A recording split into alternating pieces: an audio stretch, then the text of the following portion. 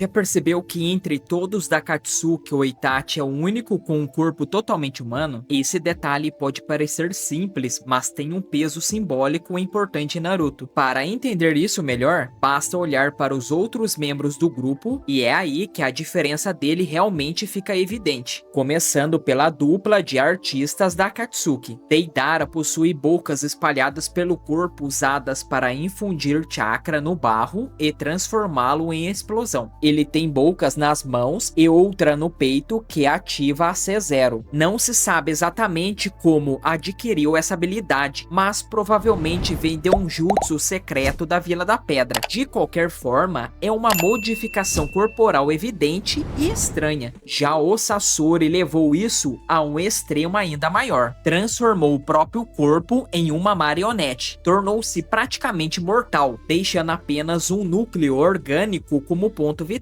Foi esse núcleo que a Tio atingiu para derrotá-lo. Sem isso, Sasori poderia continuar trocando de corpo indefinidamente. E o contraste entre os dois é direto. Para Deidara, a verdadeira arte está na explosão, num instante breve, intenso e belo. Para Sasori, arte é aquilo que permanece, que não se desfaz com o tempo. Por isso ele escolhe a eternidade. Seguindo para a dupla imortal. Hidan pode até parecer comum à primeira vista, mas não é. Ele é literalmente mortal e de uma forma extrema. Seus órgãos podem ser destruídos, sua cabeça pode ser arrancada, seu corpo pode ser explodido em pedaços e ainda assim ele continua vivo e consciente. Isso por si só já o coloca muito longe de um corpo humano normal. Quando ativa o ritual de Jashin, o seu corpo assume aquela aparência preta e branca, quase esquelética, e ele passa a compartilhar qualquer ferimento com o oponente. Como devoto de um deus ligado à morte e a rituais sangrentos, sua própria forma se torna uma expressão de fé. A imortalidade que recebe reforça tanto o fanatismo dele quanto o mistério em torno de Jashin. Já Kakuzu carrega 5 corações dentro do corpo e não são órgãos comuns. São entidades feitas de fios que podem agir separadamente e lutar ao lado dele. Enquanto ao menos um coração permanecer intacto, ele continua vivo. Se perder um, simplesmente o substitui. E isso conversa diretamente com a sua personalidade. Um homem obcecado por dinheiro que coleciona recompensas e, paralelamente, coleciona corações para prolongar sua própria vida. Seguindo para Konan. À primeira vista, alguém poderia dizer que ela é normal, mas não é. Konan literalmente se desfaz em milhares de pedaços de papel. Seu corpo se dissolve, ela se move como uma nuvem de folhas e pode se transformar em papel para anular ataques. Na prática, sua própria composição física foi alterada. Entre todas as modificações da Katsuki, essa talvez seja a menos perturbadora, e isso combina com quem ela é. Konan age movida pelo amor a Nagato, e a Riko e a Vila da Chuva. Quando criança, ela já gostava de origami e via beleza nisso. Tornar-se o próprio papel acaba refletindo esse espírito, delicado na forma, mas firme na intenção de proteger o que ama e honrar aqueles que perdeu. Já no caso de Pen, a situação é ainda mais extrema. Estamos falando literalmente de corpos reanimados com piercings espalhados pelo corpo, 6 ao todo. Só isso já foge completamente de qualquer noção de normalidade. É verdade que quem os controla é Nagata à distância. Ainda assim, para o mundo da Katsuki, o rosto da liderança é o Tendo Pen, o corpo de Yahiko. É ele quem aparece nas reuniões, quem representa o grupo e quem conduz as decisões. E mesmo considerando Nagato como verdadeiro líder, ele também está longe de ser comum, incapaz de andar preso àquela estrutura mecânica com hastes negras perfurando o corpo para controlar os caminhos. Ele vive consumindo o chakra quase o tempo todo. Seu estado físico, extremamente magro e debilitado, reflete esse desgaste constante. No fim, os corpos que ele manipula simbolizam a própria dor que carrega, especialmente o de Yahiko, seu amigo mais próximo, cuja morte marcou o momento que redefiniu completamente sua visão de mundo. Orochimaru também já fez parte da Akatsuki, e talvez seja um dos casos mais perturbadores. O seu corpo verdadeiro é aquela cobra branca grotesca, capaz de trocar de pele e, mais do que isso, de possuir outras pessoas por meio de um ritual. Ele não apenas habita o corpo da vítima, ele apaga sua consciência e assume completamente sua identidade. Era isso que ele pretendia fazer com o Sasuke, até que o próprio Sasuke revertesse a situação e o absorvesse. Além disso, Orochimaru já havia realizado o ritual outras vezes. Ao longo dos anos, modificou a si mesmo com inúmeros experimentos para alcançar a imortalidade. E de certa forma conseguiu. É o único ex-membro da Akatsuki que permaneceu vivo em um filler chamado Boruto. Tematicamente faz sentido. Alguém disposto a ultrapassar todos os limites naturais, manipular corpos e identidades sem qualquer escrúpulo, dificilmente manteria uma forma humana intacta. Seguindo então para Kisame, parceiro do Itachi. A alteração nele é evidente: pele azulada, brânquias e traços de tubarão. Além disso, ao se fundir com a Sameada, ele assume uma forma ainda mais monstruosa. Claramente não se trata de um corpo humano comum, e essa aparência carrega simbolismo. O próprio Kisame menciona que tubarões devoram seus irmãos antes mesmo de nascer,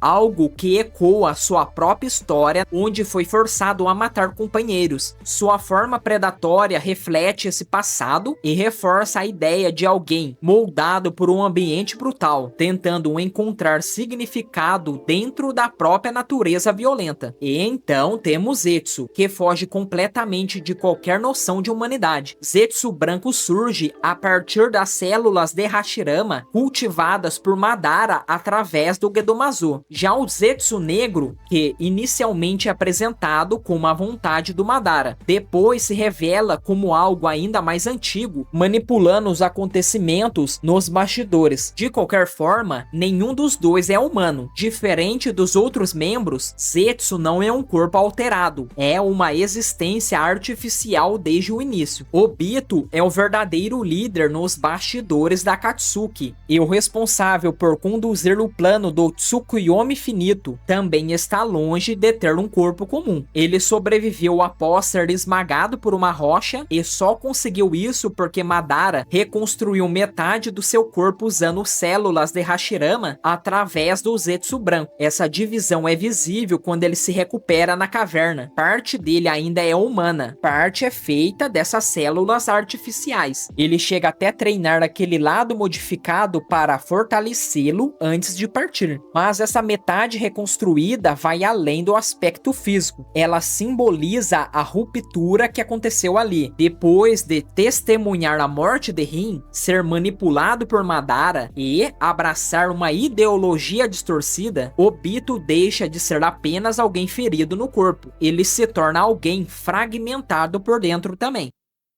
Se comparar todos os membros da Akatsuki, quase todos passaram por algum tipo de transformação física, corpos modificados, reconstruídos ou alterados de alguma forma. Com Itachi isso não acontece. Ele nunca tentou mudar o próprio corpo, nunca fez experimentos, nunca buscou imortalidade. Apesar de todo o talento e do nível absurdo de poder, ele continua fisicamente comum. E isso também aparece na forma como a história encerra o ciclo dele. Ele não cai por um jutsu mais forte, e sim porque estava doente. Em um grupo cheio de figuras que ultrapassaram os limites do humano, Itachi é o único que não deixou de ser um. A maioria dos outros membros dificilmente morreria assim. Sasori era uma marionete. Doença simplesmente não se aplica a ele. Orochimaru trocava de corpo sempre que precisava. Com Itachi é diferente. Ele nunca alterou a si mesmo e morreu como qualquer outro homem poderia morrer. Desde o começo, já dava para notar que Itachi seria diferente dentro da Akatsuki. Ele não teria uma forma monstruosa, nem um corpo modificado. Ele também nunca buscou o Mangekyo Sharingan eterno, mesmo que isso pudesse fortalecê-lo. No anime, existe a ideia de que Fugaku teria um Mangekyo, mas isso não aparece no mangá. Ainda assim, independentemente dessa versão, Itachi nunca tentou pegar os olhos do pai, nem de ninguém. ninguém. A escolha dele foi clara, não seguir por esse caminho. Itachi também nunca tentou alterar o próprio corpo para ganhar mais poder ou prolongar a sua própria vida. E isso está ligado à filosofia dele. Ele não age movido por ambição desmedida. Não faria experimentos como Orochimaru, não arrancaria corações como Kakuzu e não buscaria modificações artificiais para se manter vivo. Mesmo tomando decisões extremas, existe um princípio guiando tudo. Ele escolhe carregar o peso sozinho, se isso significa evitar um conflito maior. Tanto que foi capaz de destruir o próprio clã para impedir uma guerra e garantir a sobrevivência do Sasuke. Fica ainda mais interessante analisar isso pelo lado temático. Em Shippuden, descobrimos que o Itachi era um agente duplo. Ele estava dentro da Akatsuki, mas servindo a Vila da Folha. Há inclusive a teoria de que parte das informações que o Jiraiya tinha sobre a organização poderia ter vindo dele. Não de forma direta, mas por meios indiretos, já que Jiraiya nunca soube da lealdade do Itachi. Apenas Hiruzen e Danzo sabiam. Ou seja, dentro da própria Akatsuki, o Itachi era o único que não queria que o plano desse certo. Ele não queria a captura das bestas com cauda, não queria que o objetivo final fosse alcançado e, de certa forma, ele atuava contra a organização por dentro. E talvez isso também explique porque ele permaneceu humano. Enquanto os outros abraçavam ideologias que os afastavam das pessoas comuns, Itachi continuava lutando por algo maior que ele mesmo. Sim, ele cometeu um ato terrível contra o próprio clã, mas mesmo naquele momento, ele não se tornou insensível. Quando enfrentou os pais, ele chorou, suas mãos tremiam, o que significa que ele nunca deixou de sentir. Ao contrário de Sasori, Orochimaru ou Kakuzu, que ultrapassaram limites e se afastaram da própria humanidade, Itachi permaneceu ligado a ela. Pain, por exemplo, liderava Akatsuki usando um corpo de um amigo morto e defendia a ideia de espalhar destruição para ensinar o mundo sobre a dor. É uma visão que rompe completamente com qualquer noção comum de humanidade. Mas Itachi não seguiu esse caminho. Mesmo cercado pela escuridão, mesmo sendo visto como traidor e criminoso pela própria vila, ele continuou leal à Folha e nunca deixou de amar o Sasuke. E isso se reflete nele como um todo. O corpo de Itachi é o mais humano do grupo, porque ele nunca abandonou a sua própria humanidade. Ele nunca estava realmente lutando pelo sucesso da Akatsuki, estava suportando aquele papel por um objetivo maior. Claro, ele cometeu erros, ele mesmo admite que tentar carregar tudo sozinho, sem confiar em ninguém e sem contar a verdade para o Sasuke foi uma falha grave. Talvez as coisas pudessem ter sido diferentes, mas errar também faz parte de ser humano. Itachi não era perfeito, como Shinobi era brilhante, mas suas decisões eram falhas e sua filosofia pode ser questionada. Ainda assim, ele foi o único membro da Akatsuki que nunca se entregou totalmente à escuridão. O cara suportou. E quando no final da obra, o Sasuke fala sobre o que significa ser um ninja, alguém que suporta. Essa visão carrega muito do que aprendeu com o irmão. Itachi conseguiu impactar o mundo shinobi, não por ter se tornado algo além do humano, mas por continuar sendo humano até o fim. E isso é o que diferencia de todos os outros membros da Akatsuki. Se essa análise fez sentido para você, deixe o like para fortalecer o canal. E se você quer descobrir o quão forte era o verdadeiro sensei do Itachi, o vídeo está aparecendo na sua tela agora.